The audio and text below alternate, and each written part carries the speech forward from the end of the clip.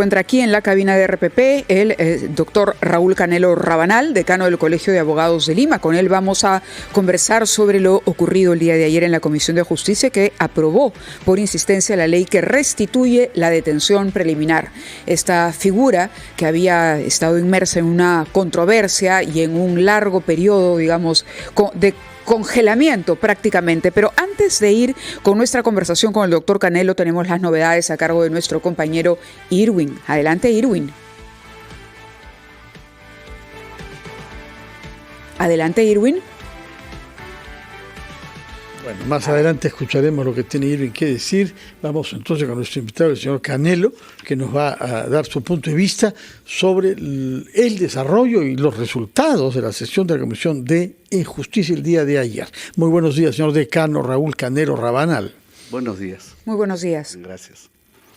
¿Cuál es su percepción de lo que ha decidido ayer la Comisión de Justicia del Congreso? Con la oposición de 5 y el voto favorable de 17, se ha dado una nueva elaboración a la figura de la prisión preliminar con la intención de que sea aprobada por insistencia, que ya no sea promulgada por la Presidenta de la República, que ya sabemos lo que hizo cuando se le presentó la ley, sino por eso. Hay que destacar que los 5 que votaron contra son miembros de Perú Libre, menos uno, que es de Fuerza Popular, el señor David Jiménez, que sin embargo es conocido sobre todo por haber sido objeto de una solicitud de la Fiscalía de levantamiento del secreto de sus comunicaciones por la sospecha de que había incurrido en un peculado. Así que ese señor David Jiménez, de Fuerza Popular, que votó junto a los de Perú Libre ayer. Bien, creo que ha sido una decisión correcta la que adoptaron el Congreso, luego de que la sociedad civil, nosotros, la prensa, dijera, oye, esto está mal. Entonces, se observó la autógrafa que corregía un error gravísimo del Congreso. Eliminar la prisión preventiva fue un error lamentable y es la ley que hoy está vigente todavía, la 32181.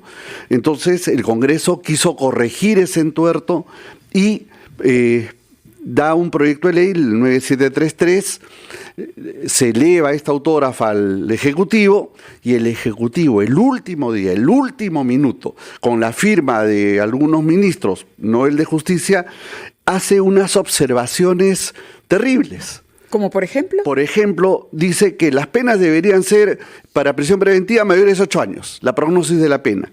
Luego dice... ¿Detención preventiva o preliminar? Detención preliminar, perdón. Sí. Y luego dice que debe haber una audiencia.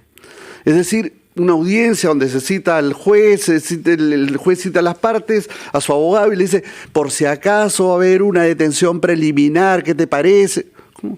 No tiene sentido. Estamos como lo del allanamiento, ¿cierto? Bien, y luego dice que los argumentos de la detención que han servido para la detención preliminar no pueden ser usados en el resto del proceso. Y además, el juez que resuelve la detención preliminar ya no puede intervenir, debe inhibirse, debe ser otro. Esas eran las observaciones del Ejecutivo. Gruesas del Ejecutivo. Gruesas del Ejecutivo. Pero lo que se ha aprobado el día de ayer no es eso. No. No, es volver a la norma original que envió el Congreso al Ejecutivo. ¿Correcto? Con la restitución tal cual había estado, digamos, antes de que se sometiera este manoseo a la ley. Así es, a la versión original del artículo 261 del Código Penal, que había establecido correctamente en qué consiste la detención preliminar. Lamentablemente, esta norma, si es que sale, tendría que salir en marzo, en el Pleno, o extraordinariamente, si es que se reúnen los señores congresistas, pero necesitan un voto, si no mal recuerdo, de más de 78 votos. Sí, complicado. Complicado. Ahora, ustedes han publicado como Colegio de Abogados un comunicado con un título severo. Es un enredo legislativo, dicen que solo favorece a la corrupción, pero se han quedado cortos. porque no solo favorece a la corrupción, sino a una serie de otros 87 delitos que quedan al margen de la posibilidad de ser abordados a través de nuestro procedimiento penal tradicional, que supone comenzar cuando hay sospechas serias y el riesgo de fuga y una prognosis de pena importante, comenzar con una prisión preliminar de 7 días. Sí, además en esta observación se hacía mención, por ejemplo, que no debería estar el delito de corrupción. Entonces, ¿cómo no va a estar el delito de corrupción? Justamente el lavado de activos, malversación, enriquecimiento ilícito no estaba contemplado. Entonces, no, obviamente nosotros decimos, esto no solo es un enredo, sino así como estaba, hasta antes de la votación de ayer, esto era claramente legislar a favor de la delincuencia. Ahora, usted nos ha dado un dato preciso sobre el que quisiera comprender qué alcances tiene, que el documento de las observaciones presentado por el Ejecutivo ante el Congreso, no lleva la firma del ministro del sector, el señor Arana. ¿Cómo es posible que una observación, un conjunto de observaciones sobre temas judiciales no sea firmado por el ministro del sector? Sí, bueno, no está firmado, no me parece normal, pero además en el documento que aparece en la Comisión de Justicia y Derechos Humanos, en los argumentos que coloca, señala las recomendaciones, las 7 recomendaciones hechas por el Ejecutivo, y dice, fueron realizadas por la Dirección General de Asuntos Criminológicos del Ministerio de Justicia y Derechos Humanos. Es decir, quienes son los autores de esas observaciones. De esas observaciones es el Ministerio de Justicia. Pero no está la firma. No está la firma. ¿Y eso qué revela del ministro de Justicia? Que no ha querido es el firmar, autor, pero que no firma. Que claro. Se olvidó de firmar. Se olvidó, no quiso o lo que fuere. Muy bien, vamos a tomarnos un tiempo para respirar hondo y reflexionar sobre estas particularidades. Después escuchamos una pausa y retomamos nuestra conversación con el decano del Ilustre Colegio de Abogados de Lima, doctor Canelo Rabanal. Son las 8:49, estamos conversando con el decano del Colegio de Abogados de Lima, el doctor Canelo Rabanal, que nos ha dado su punto de vista sobre lo que ha decidido la Comisión de Justicia el día de ayer para restablecer un texto que haga posible en el Perú someter a investigados bajo sospecha de haber cometido algún delito grave y de poder obstruir a la justicia, de ser puestos bajo régimen de prisión preliminar, como en todos los países del mundo, durante 7 días. Y nos ha hecho notar que las observaciones que han impedido que esta figura sea restablecida por la ley del Congreso, puesto que el Ejecutivo no quiso promulgarla, no lleva la firma del ministro Eduardo Arana, que es el ministro del sector Justicia y Derechos Humanos. Fuera de ese aspecto, ¿qué otros casos penales no pueden ser objetos, según el gobierno, son la intención del gobierno, según las observaciones del gobierno, porque se ha elaborado una lista de hasta 88 cargos diferentes que incluyen cosas tan horrorosas como el proxenetismo y con algunas formas de corrupción de funcionarios? Sí, pero fundamentalmente preocupa los casos de malversación, enriquecimiento ilícito, eventualmente peculado, lavado de activos y similares, que son justamente los que vinculan a la gran corrupción y a la gran corrupción política. Probablemente muchos de los que están a favor de la eliminación de la prisión preventiva estén investigados en esta materia. ¿Qué pasa con el tráfico de influencias?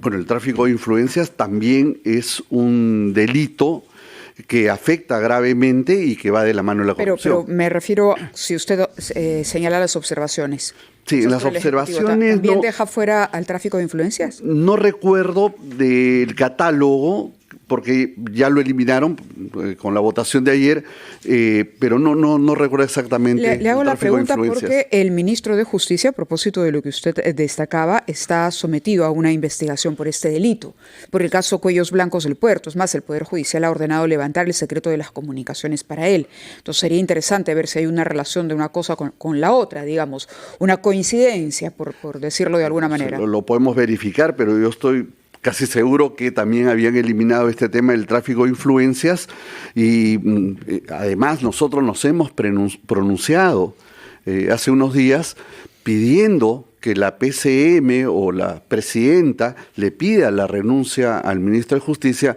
porque no es conveniente que el sector justicia esté encabezado por una persona que tiene una investigación de este tipo. Pero le asiste la presunción de inocencia.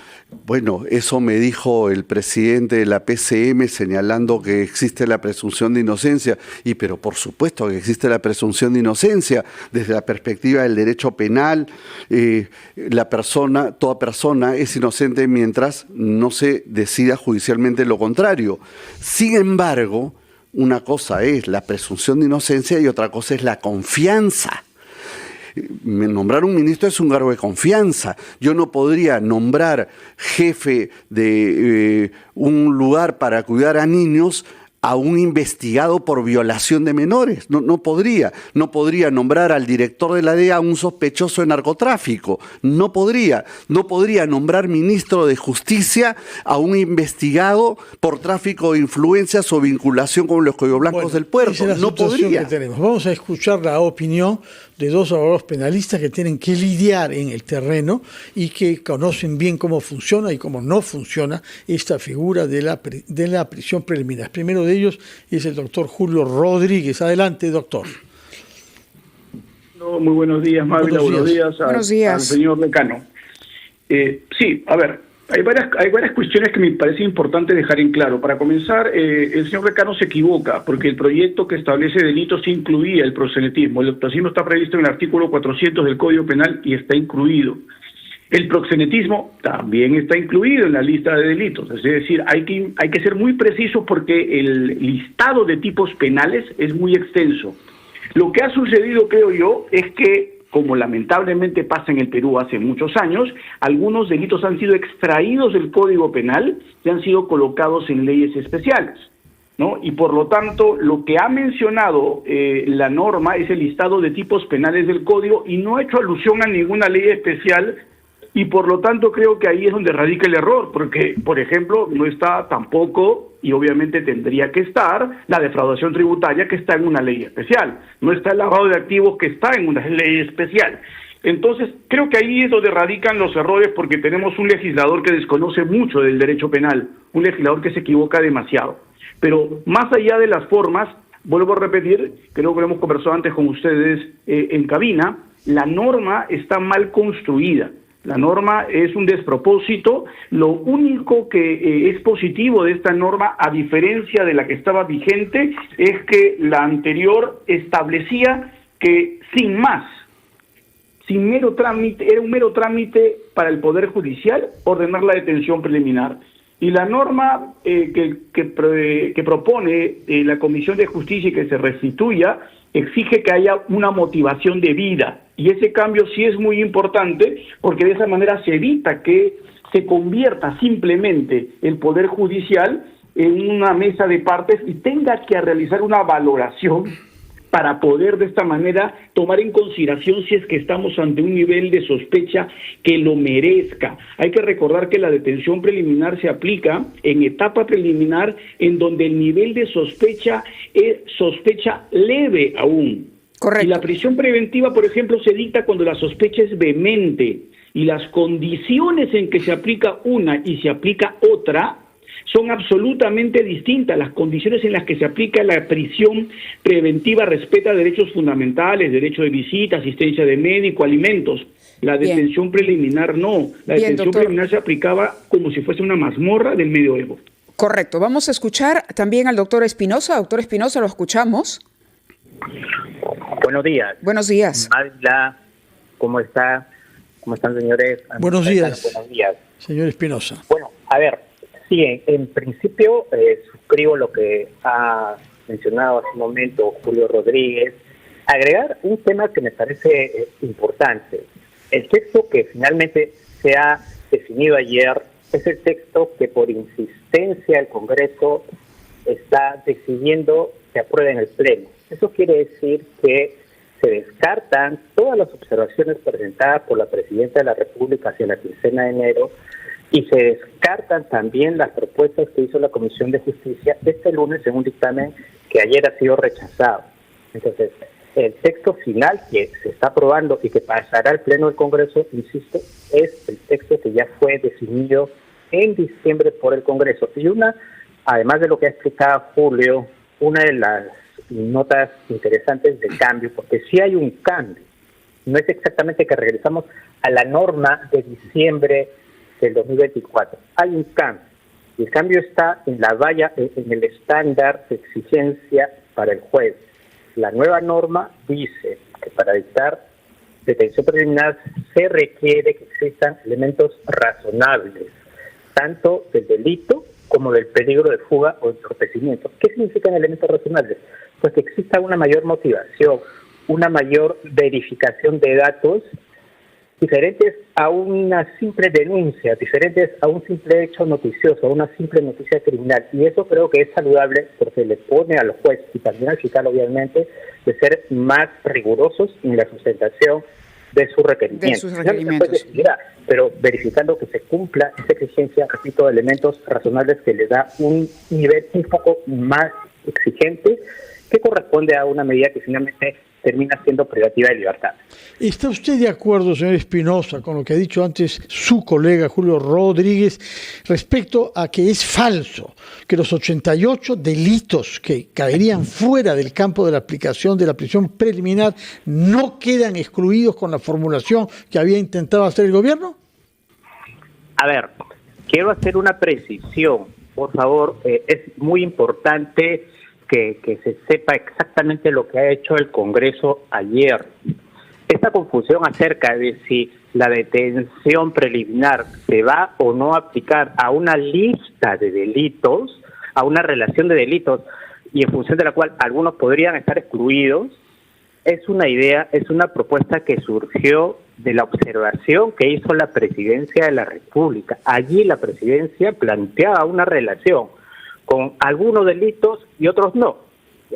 Pero el texto que se ha aprobado ayer es el texto que el Congreso ya aprobó en diciembre, precisamente el texto que la Presidenta observó, y el texto que por insistencia, por eso se denomina por insistencia, porque el Congreso va a aprobar y someter a Pleno lo que ya había aprobó en diciembre. Ese texto no tenía una relación de delitos tasada, por lo tanto, no hay en el texto que se somete al Pleno, no existe una lista de delitos dentro de los cuales hayan algunos excluidos y algunos incluidos. En general, correcto. El único criterio va a ser que la pena sea superior a 4 años, dentro de los cuales entrarán todos los delitos que tradicionalmente estaban dentro de ese rango.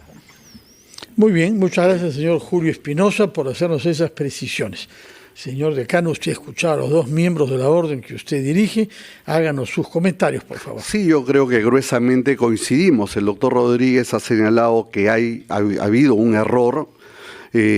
Algunas leyes en ese catálogo que significó la oposición del Ejecutivo estaban en leyes particulares, sí, puede ser. Y también tiene que ver que estén en leyes particulares, porque de lo que se trata no es de que estén en tales y cuales leyes, sino de que sean cargos en virtud de los cuales un juez puede decir, señor, usted va a una prisión preliminar. Claro, y justamente no las habían puesto en el catálogo. Cuando hicieron la observación, no ponen ese catálogo, las dejan de lado. Eso es lo que dice el doctor, por desconocimiento y error. Y efectivamente hay un desconocimiento del derecho penal, yo coincido con lo que dice el doctor Rodríguez en esta materia. Y luego dice que es importante porque ahora va a haber una motivación de vida. Sí, se ha precisado eso. Pero no lo había antes. Pero es siempre ha habido. Que por una nota periodística. No, pero además yo quiero recordar que la Constitución establece dentro de las garantías de administración de justicia la motivación de toda resolución judicial. Entonces, ¿cuál es la novedad? ¿Por qué se está diciendo que ahora sí hay una motivación? Bueno, yo diría que hay una redundancia. En la ley de la selva, que en base a una sospecha vaga se podía hacer prisión preliminar. Hay una precisión en la redacción. En todo caso hay una precisión o un remarcar que debe haber una motivación. El doctor Rodríguez dice que sin mucho trámite se dictaban las detenciones.